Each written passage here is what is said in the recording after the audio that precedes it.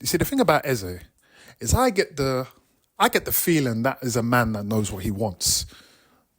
He moves with a confidence, a purpose. You see it on the pitch in his playing style. Even when he does his interviews, he gives the impression that he's a stand-up guy. He knows what he wants. Man of direction.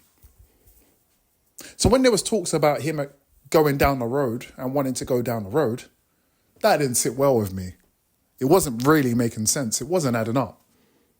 There was talks that them man down the road were in for him, and it was close to agreeing a deal. He potentially wanted to go over there, and there was no rivals who wanted to challenge them in that deal. That didn't make sense to me. Then, earlier today, there was reports that, they're going to throw in potentially Richarlison into this deal as a way to sweeten it up and get it over the line, but also to open up a void for them to potentially get Wissa to be the striker for them man down the road. But a lot of things about that particular deal didn't make a lot of sense to me. There was a certain delay to it. Oh, Eze's not going to play in the game against Chelsea. No, a matter of fact, he is going to play in the game against Chelsea.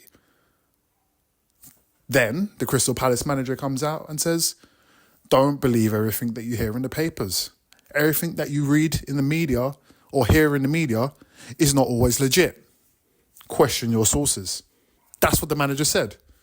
To me, that got my eyebrow up a little bit. I'm like, something about this deal is a bit fishy. But the reports came out. The deal's getting closer. It's close to an agreement. Still no challenges to this deal. Still no one to rival this deal. Then what? Then it came out that, Palace are ready to sanction the deal, but they're looking for a replacement before they can sanction the deal. Something about that didn't smell right either. Then, what did they say again? Eze's in contention. He's going to play in the conference game on Thursday. But Palace and their man down the road are close to a deal. Something about that as well, I wasn't so sure about. But me being in the position that I'm sat in as an Arsenal supporter and a history of Arsenal when it comes to transfers, and the fact that Trossard somehow has signed improved terms, even though he was one of the players who was supposed to be moved on, didn't sit well. I'm thinking, what are we doing? What's going on?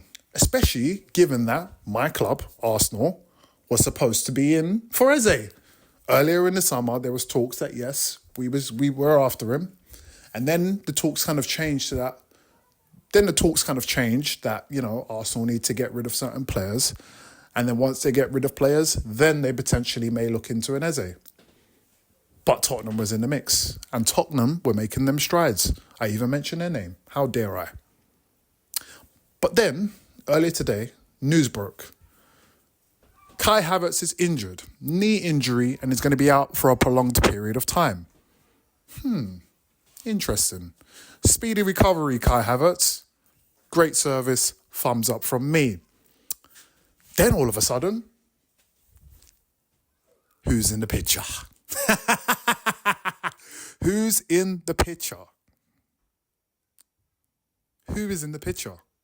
Arsenal. And all of a sudden, there's euphoria. All of a sudden, there's buzz. All of a sudden, there's a swiftness.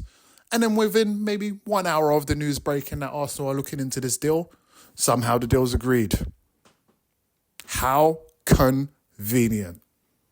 My club loves the drama. Welcome to the carpet. See you soon. See you soon, Eze.